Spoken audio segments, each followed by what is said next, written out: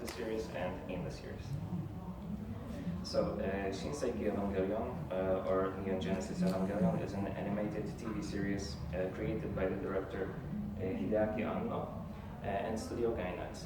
It debuted on TV Tokyo in October '95, and the final episode, number 26, was broadcast on March 27 the next year.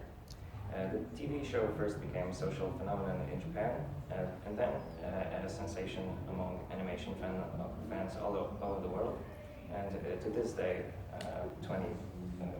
over 20 years after its release, it remains a cult classic, creating as much fascination as disdain. Let me try to quickly summarize the plot, which isn't easy. Evangelion is ostensibly an action sci-fi animation about giant robots, in which select 14-year-olds pilot biomechanical humanoid weapons to protect the Earth from mysterious beings called angels. Halfway through the series, the show's defining formula, which was at best loosely interpreted, begins to crumble along the characters' mental health, and their descent into depression leads to the extraordinary finale in which the plot is completely rejected in favor of introspection and painful dissection of the characters' issues in scenes which are reminiscent of psychotherapy. The show is rife with symbols lifted from Judeo-Christian mythology and full of loose ends that invite speculation as to the meaning of the plot and its elements. The allure of Evangelion's mysteries, such that fans and academics alike have attempted to interpret the show from widely different vantage points. It was examined from a feminist perspective by Mari Kotani. Susan J. Napier wondered about the terminal identity and dissolution of human contact in its world. Manabu Tsuriba treated it as Hideaki Anno's, the director's, dialogue with otaku and hardcore animation fans in Japan. It also inspired both Judeo-Christian and Buddhist readings, and in one case, which I think Umberto Eco would most likely call an overinterpretation, it was construed as a commentary on the economic situation of 90s East Asia. Perhaps it shouldn't then come as a surprise that a show which provides more questions than answers lends itself to such varied interpretations. I think that the word interpretation is key to understanding the appeal of Evangelion. According to Derrida, everything is interpretation, and I would like to propose that Evangelion itself is very much concerned with that concept. Interpretation in various forms is crucial to the authors, the show, and its characters, and it's most pronounced in the two controversial final episodes. In his series of Norton lectures, Orhan Pamuk talked about the secret center of a novel, one that clues strewn throughout the narrative lead to. It is a focal point that holds the key to a greater appreciation of the work, and something I would consider a version of Umberto Eco's idea of intentio operis, the purpose of which is to create a model reader who will be able to most fully appreciate the work. I came to believe that the two final episodes of the TV show, considered by some as a cop-out, which caused quite a stir at the time of their premiere, are in fact the secret center hiding in plain sight, laid bare by the writer and director Hideaki Anno. Even though Evangelion was in many regards an experimental work as far as popular Japanese animation is concerned, up until episode 24 it was still reasonably tame, despite its occasional outbursts of hyper-violence and the steadily growing atmosphere of depression and despair. In episode 25 and 26, hopelessness reaches critical mass and the show implodes under its own weight. It becomes self-referential in a way reminiscent of Jack Jones's 1953 Duck Amok. There, the character of Daffy Duck is tormented by the animator, later revealed to be Bugs Bunny. In the final episode of Evangelion, we watch the protagonist Shinji sketched in black ink, drawn with markers or watercolors. The fourth wall is broken when the animation reveals itself as such, forcing the audience to recognize the illusion of life as picture, movement, and sound combined together. In a similarly portentous scene in David Lim's Mulholland Drive, a show in Club Silencio is interrupted when the singer Rebecca Del Rio falls unconscious to the floor, and the song goes on as the audience realizes the music and her voice were just a recording. It's all an illusion, warned the devilish MC moments before, and yet her collapse is still startling and unexpected. We believe the MC to be talking about the world within the movie, but he was also talking about the world of the film that we inhabit with the movie. The illusion he refers to is a twofold spell that both the characters and we as the audience fall under. Similarly, the collapse of narrative in Evangelion's final episodes came as a shock to the audiences. Instead of resolving the plot and maintaining the illusion for the audience, the focus turns entirely to the protagonist's psyche as they try to make sense of their experiences. And the characters achieve unity, and the characters achieve unity that was hitherto impossible. The series' so-called Jinrei Hokan Keikaku, Human Instrumentality Project, is actualized. All human beings lose their physical form and become one, finally able to understand each other completely. They share their innermost thoughts, and the audience is privy to the resulting sea of consciousness that encompasses all of the characters and the subsequent process of Shinji's near miraculous recovery from depression. Here, animation becomes a visual medium expressing his internal turmoils, an attempt to illustrate what I would consider reinterpretation of the world, in which Shinji is learning how his perspective, his interpretation of the world, can actually shape his reality. The audience is taken by surprise with a segment in which familiar characters, which are both alive and were dead before, appear in very different roles, playing parts in a romantic high school comedy rather than the apocalyptic vision of a world on the brink of collapse. At the end of this segment, the animation becomes first rudimentary, then static, and eventually reverts to storyboards and lines in the script, which was just performed. Shinji appears on the black background, reading said script of Evangelion, and realizes that this world, the world he's part of and the world he's looking at from a distance, is only one of many possible versions. He looks at the miniature city where the action takes place, and seeing it for what it is, a stage, he sees that there are other possible Shinjis. He's made aware that he's not just a scripted character, but can change his reality if he chooses to reinterpret it.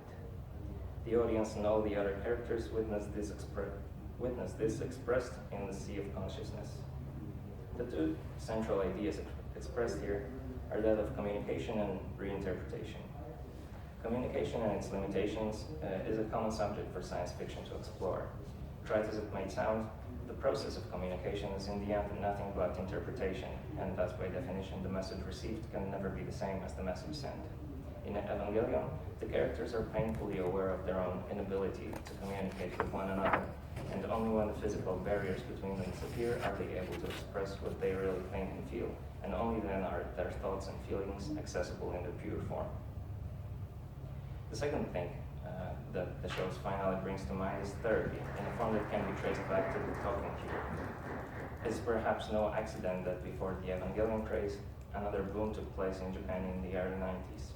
As Satomi Ishikawa points out in Seeking the Self, Individualism and Popular Culture in Japan, media popularized the concept of adult children, which suggests that perhaps the reason Evangelion pilots are called first children, second children, etc., instead of first child and second child, and so on, is not a mistake, but a hint.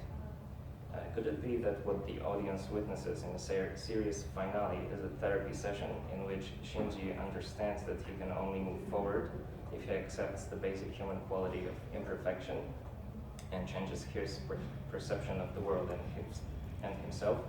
If essentially he changes the way he looks at the world and himself, that would be the first crucial instance of an attempt at reinterpretation in Evangelion. The characters, just like people in therapy, struggle to change their perspective on their past and themselves. How vital for the show this is can only be emphasized by the fact that this process became the sole focus of the final episodes, to the point where plot and action became irrelevant and were simply abandoned.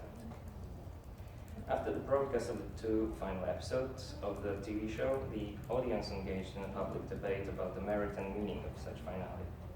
End of Evangelion, the theatrical version of the final episodes, became the first instance of author's own reinterpretation of Evangelion.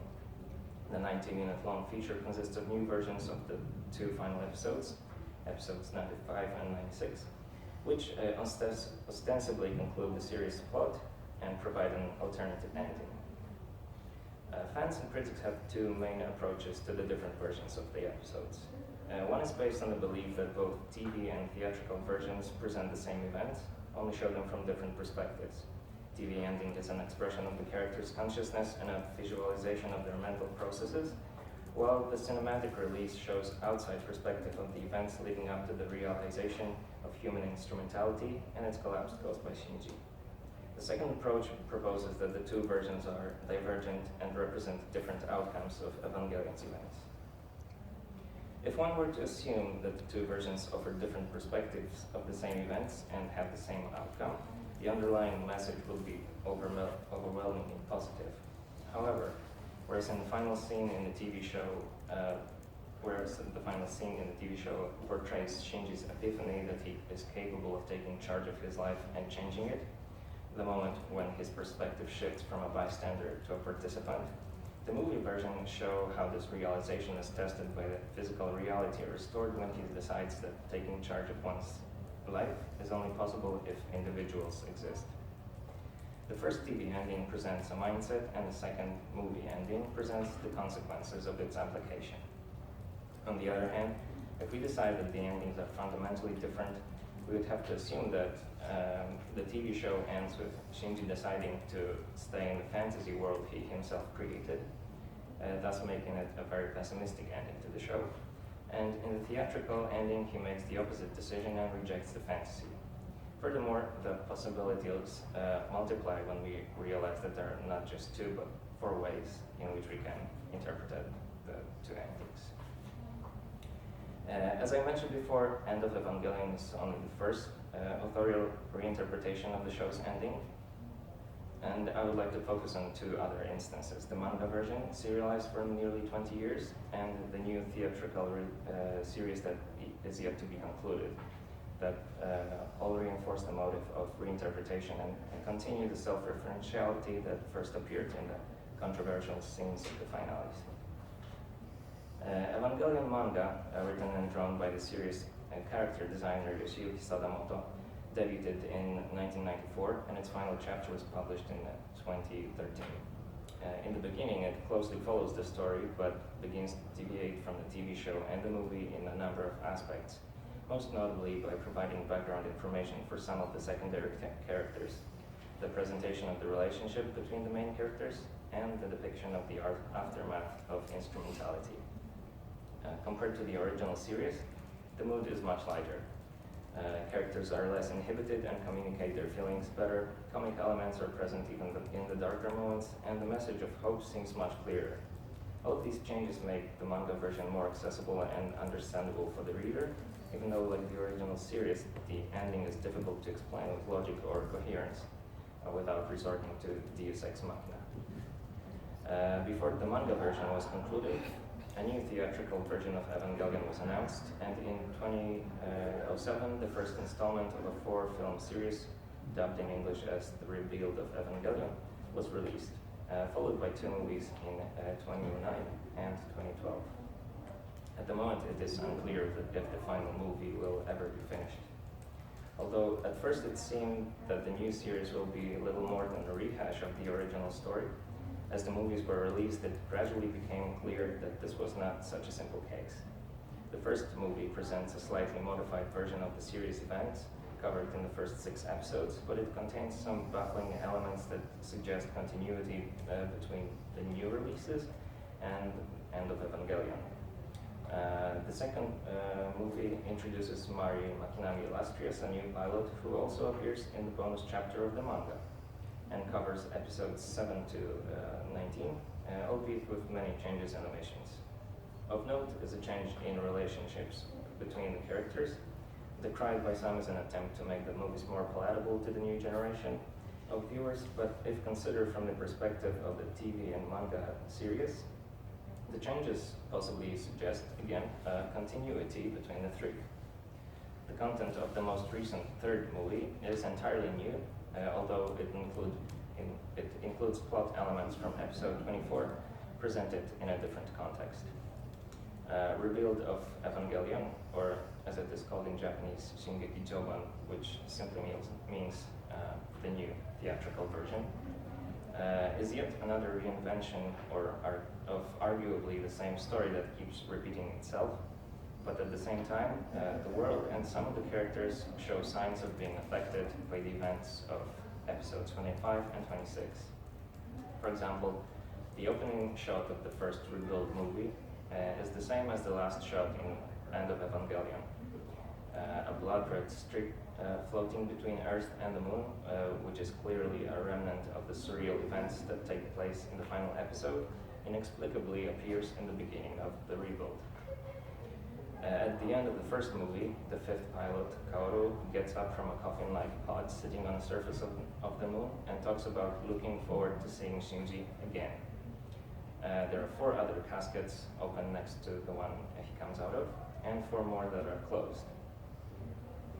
Then there's Fuyutsuki's cryptic remark that the children have to follow the script written 14 years ago, which could refer to either the scenario prepared by the characters in the movie or the original script for the show, created around 14 years before the release of the movie. Even the relationships between characters could be construed as affected by the events taking place in the previous iterations of the show, explaining the shifts in characters' attitudes, which would reflect their experience during the TV series, theatrical version of the finale, Sadamoto's manga, etc. This would give Evangelion another layer of postmodern self-referentiality and awareness, and make the previous endings a continuum rather than mutually exclusive alternatives.